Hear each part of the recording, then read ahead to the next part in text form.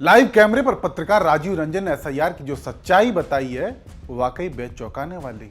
जब बिहार में शुरू हुआ था ये एसआईआर का काम, तो शुरुआती दिन में पहले या दूसरे दिन मैं बक्सर में पहुंचा था और वहाँ एक बीएलओ महिला थी। मैं उनके पास जब पहुंचा और वो जो कागज पत्र लेकर के पीछे के 2 दिन से वो परेशान थी, उनसे जब मैंने बात करना शुरू किया, आप यकीन मानिए वो फूट फूट कर रोने लगी और उनके पति बगल में खड़े थे। उन्होंने कहा कि सर हम ये नौकरी छोड़ देंगे, कितना पैसा ही मिलता है। वो आशा बहन या कुछ इस तरह का काम कर रही थी और उन्होंने कहा कि हम ये नौकरी छोड़ देंगे, हम मर जाएंगे, हमको इतना प्रेशर, इतना फ़ोन। अच्छा, वो इतनी हमसे बात कर रही थी, इतनी देर में ही उनके सुपरवाइज़र का फ़ोन आ गया और बोली कि सर देख लीजिए आप, हर मिनट 2 मिनट पे ऐसे ही फ़ोन आ रहा है। और वो ये कहने लगी कि हम नौकरी छोड़ देंगे और सिर्फ 2 दिन हुए थे, 2 दिन। तो इससे जो बीएलओ जो सबसे निचली इकाई है उस पर कितना दबाव है, आप किसी बीएलओ से मिलेंगे तब आपको पता चलेगा। बीएलओ, अब मैं जिस अपार्टमेंट में रहता हूँ बताइए, 292 फ्लैट है और इसमें करीब करीब मिला करके तो 600 या 700 वोटर मुझे बताए कि है। अब बीएलओ क्या करेगा? ये 7 टावर का अपार्टमेंट है, क्या 7 टावर के हर फ्लोर पर उतार के हर फ्लैट की घंटी बजा करके वो सबको फॉर्म देगा? क्या ये संभव है? मेरा तो अपार्टमेंट छोटा है, बहुत बड़े बड़े अपार्टमेंट हैं, 700, 800, 900 फ्लैट हैं। तो क्या आप उससे अपेक्षा करती हैं कि वो 900 फ्लैट में जा कर के सबको वेरीफाई फिजिकली करेगा? नहीं, वो अपार्टमेंट के गेट पर या RWA में फॉर्म दे रहे हैं और कह दे रहे हैं आप भरवा दीजिएगा। अब कौन भर रहा है, कैसे भर रहा है, इसका क्या मतलब है? यही नहीं, अभी बंगाल में जहां विधानसभा चुनाव होने वाले हैं वहां भी एसआईआर को लेकर काफी लोगों को दिक्कतों का सामना करना पड़ रहा है। उसमें भी खासकर भाषा को लेकर जो खेल किया गया है। पूरे हावड़ा में बांग्ला में फार्म बांटा गया, कलकत्ता में अंग्रेजी में फार्म, जहां बांग्ला समझते हैं वहां अंग्रेजी में फार्म है, जहां अंग्रेजी समझते हैं वहां बांग्ला में फार्म है। अब कैसे आदमी भरेगा? और कितने % लोग हैं जो पढ़ करके फॉर्म भर सकते हैं और कितने % लोग हैं जिन्होंने अपनी जिंदगी में कोई फार्म भरा है? आप बता दीजिए देश में। तो ये परेशानियां हैं और बीएलओज़ की परेशानी ये है कि उसको डिजिटली अपलोड करना है। अब मोबाइल फ़ोन में किसके कितना कम डेटा है, कितना नेट है, कहाँ मिल रहा है, कहाँ नहीं मिल रहा है।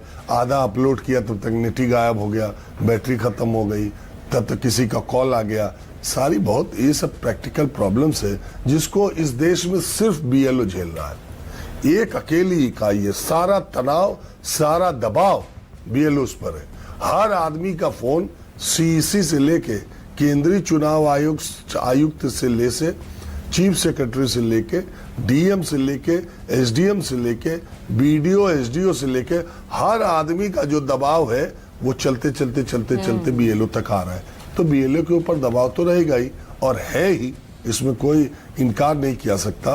और इतने बड़े मुल्क में, इतनी बड़ी जनसंख्या में सब लोग तनाव एक जैसा सहने की स्थिति में नहीं है। तो ये जो मौतें हुई हैं, बहुत लोगों की तनाव और दबाव में हुई होंगी, बहुत लोग अस्वस्थ होंगे तो भी हुई होगी, बहुत लोग इस तनाव को झेल नहीं पाए होंगे और आगे अभी 1 हफ्ता और है और भी हो सकती है। वाकई एसआईआर को लेकर बीएलओ पर इस तरीके का दबाव है कि 26 से ज्यादा बीएलओ की जान जा चुकी है और अभी भी एसआईआर की समय सीमा दिसंबर तक है। ऐसे में सवाल तो ये उठे कि आखिरकार चुनाव आयोग के लिए 26 जानों से भी ज्यादा जरूरी एसआईआर क्यों है? क्यों चुनाव आयोग की कोई प्रतिक्रिया तक नहीं आई? विकल्प और समाधान की तो दूर की बात है। इसी बीच एक कॉल रिकॉर्डिंग सामने आती है जिसमें साफ साफ बताया जाता है कि बीएलओ पर किस तरीके से दबाव बनाया जा रहा है और चुनाव आयोग की इसमें लापरवाही किस तरीके से शामिल है। ये बताओ कि क्या उसमें जो, जैसे तुम सुने ही होगे कि कई बीएलओ जो हैं सुसाइड कर लिए हैं, कई प्रेशर में काम कर रहे हैं, तो एक्चुअल प्रेशर है क्या इनके ऊपर? प्रेशर मैं बताता हूँ। सबसे पहला प्रेशर ये है कि इन्होंने कई जिलों में लेट फॉर्म दिए हैं। जैसे बुलंदशहर में फॉर्म आए हैं 15-16 तारीख में, मेरी ड्यूटी लगाई उन्होंने 12-13 तारीख में ड्यूटी लगाई, कटवाने के लिए एप्लीकेशन दिया, फाइनली 18 तारीख को मेरे यहाँ काम शुरू हुआ मेरे बूथ पे। इसी तरह से लगभग हर जगह 15 दिन का ही टाइमलाइन मिला। अगर मैं 1 महीने का भी मानता हूँ 4 तारीख का, तो ये 4 तारीख में किसी को भी इन्होंने फॉर्म डिस्ट्रीब्यूट किए नहीं। सारे बीएलओ को लगभग एवरेज 8-10 तारीख में फॉर्म मिले हैं। किसी बीएलओ को इन्होंने प्रॉपर ट्रेनिंग नहीं दी क्योंकि वो टेक्निकल काम है। किसी बीएलओ को ट्रेनिंग नहीं दी। इसमें कई आंगनबाड़ी वर्कर हैं, कुछ पुराने टीचर हैं जिनको उस काम की समझ है ही नहीं। टेक्निकल काम है, बिल्कुल डेटा फीड करना उसमें एक काफी कॉम्प्लेक्स डेटा है, उसे फीड करना है पहला। दूसरा, डेडलाइन 4 तारीख की डेडलाइन है तो ठीक है, लेकिन अब आप समझो जैसे गांव की पब्लिक है, उसको फॉर्म देना, 2 फॉर्म है, हर पर्सन का 2 फॉर्म है। फिर अब वो गांव का बंदा फॉर्म भर ही नहीं पा रहा है, वो अवेयर नहीं है, वो इनको दे नहीं रहा है। प्रॉब्लम वहाँ फील्ड में ये है इनके साथ। इधर एसडीएम तहसीलदार उनको ऑफर कर रहे हैं कि तुम्हें आज हर हाल में 200 फॉर्म कलेक्ट करने हैं। एक एक्सेल फाइल लोड करते हैं जिसमें जो जिनका भी 30% कलेक्शन नहीं है, 30% डिस्चार्ज नहीं है, उनको रेड मार्क पे शो करते हैं। फिर उसको बोलते हैं सस्पेंशन होगा, आपको मैं स्क्रीनशॉट प्रोवाइड करा दूंगा कि अगर कोई सस्पेंशन होगा तो उसके लिए खुद जिम्मेदार है वो। अच्छा, अब मान लीजिए हाँ, आप एक एग्जांपल समझिए, 1000 फॉर्म है, ठीक है। अब 1000 फॉर्म में गांव को टारगेट दे दिया कि आज तुम्हें 200 कलेक्शन करने हैं। अब गांव में 200 लोग फॉर्म भरे नहीं, तो आप उनका फॉर्म भराएंगे, एक फॉर्म पे अगर 5 मिनट लगता है तो 1000 मिनट हो गए सर। अब 1000 मिनट का मतलब आप समझ लो कि कितने घंटे हो गए, कम से कम 15 घंटे हो गए। 15-16 घंटे फॉर्म भरने में लगेंगे अगर लगातार भरो तो। फिर उन्हें डिजिटाइज करने में एक फॉर्म पे एवरेज 5 मिनट लग रहा है, बार बार ऐप डाउन होती है, मैं उसको आपको बता दूंगा, उसको स्क्रीनशॉट दे दूंगा, अक्सर ऐप डाउन हो जाती है, प्रॉपर काम नहीं करती, ये प्रॉब्लम आती है। अब जो एक बीएलओ जैसे कि आंगनबाड़ी वर्कर है या टीचर ही है मान लो, और वो टीचर इस एरा का नहीं है, उसकी एज 48 साल 45 साल है, जिसने कि मोबाइल सिर्फ फोन उठाने करने के लिए यूज किया है, ऐप पर वो एफिशिएंटली काम नहीं कर पा रहा है। अब उसके ऊपर प्रेशर क्या है, फॉर्म को डिस्ट्रीब्यूट करना, फिर उसको फिल कराना, फिर उसको कलेक्ट करना, फिर उसको डिजिटाइज करना, ये सारी प्रॉब्लम है। और फिर वो इतना सब अगर एफिशिएंटली करने का मादा रख भी ले तो उसको डेटा नहीं मिल पा रहा है। जैसे मान लीजिए एक वोटर 2003 में बिहार का था, अब वो बता ही नहीं पा रहा है कि मैं 2003 में किस विधानसभा में किस बूथ संख्या पर वोट दिया था। यानी कि बीएलओ के पास पूरे 1 महीने का समय भी नहीं दिया गया, मात्र 14 से 15 दिन में काम पूरा करके देना है। सोचिए इतने कम समय में 51 करोड़ से अधिक वोटर का एसआईआर करना है, वो भी 5,30,000 बीएलओ को इसका जिम्मा सौंपा गया। कहा गया कि 1 महीने का समय है, लेकिन जो सामने आ रहा है उसमें समय मिला मात्र 14 से 15 दिन का, उसमें भी सही से ट्रेनिंग तक नहीं, जिसके चलते बीएलओ पर इतना दबाव पड़ा कि कहीं से फांसी लगाने की खबर सामने आई तो कहीं से जहर खाने की। बीएलओ को शादी तक करने के लिए छुट्टी नहीं दी गई, और तो और कई जगहों पर यह भी खबरें सामने आई कि बीएलओ पर ओबीसी के वोट काटने को लेकर दबाव बनाया गया, जिससे उसने मना कर दिया तो उन्हें मारने की, उन्हें नौकरी से निकालने तक की धमकियां दी गई।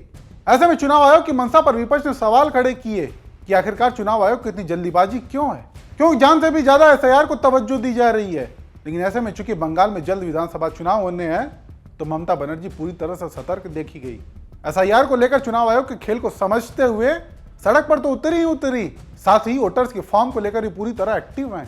इसका उल्लेख भी खुद पत्रकार राजीव रंजन ने किया, क्योंकि उन्होंने खुद बंगाल में भी काफी समय बिताया है और वहां के हालात, वहां के लोगों से एसआईआर को लेकर बात की कि आखिरकार उनका क्या मानना है एसआईआर को लेकर। ममता बनर्जी बहुत ही चालाक और बहुत ही जुझारू पॉलिटिशियन है। एक तरफ तो वो चिट्ठी लिख रही और दूसरी तरफ मैं अपनी आंख से आके देख के बता रहा हूं, 1 हफ्ते में मैंने भारतीय जनता पार्टी के ऑफिस का या उनके कार्यकर्ताओं का एक टेबल, एक जगह मैंने नहीं देखा जहां पर वो एसआईआर में लोगों की मदद करने के लिए उन्होंने कोई स्टॉल लगाया हो। और मैंने टीएमसी के कम से कम 50 से ज्यादा स्टॉल देखे जहां पर लोगों की मदद करने के लिए उनके गांव में जाके, उनके अपार्टमेंट में जाकर उनसे बोला जा रहा है, उनको बुलाया जा रहा है। जो एसआईआर फॉर्म है उसका फोटो स्टेट कराकर, जो एसआईआर का फोटो स्टेट फॉर्म है, टीएमसी का कार्यकर्ता उसका पूरा डिटेल भर दे रहा है वोटर का, और फिर कह रहा है यही तुम भर करके बीएलओ को दे देना। और वो चिन्हित कर रहे हैं अगर इस विधानसभा से आपका वोट उस विधानसभा हो गया, सब इंटरलिंक्ड है, सरकार अपनी है भी। तो वो एसआईआर पर तो एकदम माइन्यूटली वो लगे हुए, हर जगह भरवा रहे हैं, हर जगह भरवा रहे हैं। ममता बनर्जी कहीं से भी कोई मौका नहीं देना चाहती जिससे आने वाले चुनाव में उनको नुकसान पहुंचे। सड़क से लेकर वोटर के फॉर्म भराने तक हर जगह पूरी तरह से पार्टी को एक्टिव कर रखा है। ऐसे में देखना होगा कि आने वाले समय में जब कांग्रेस ने भी एसआईआर को लेकर महारैली का ऐलान किया है तो आगे क्या घटनाक्रम देखने को मिलता है। बाकी आप दर्शकों का इस पूरे मसले पर क्या मानना है, अपनी राय कमेंट करके जरूर बताएं।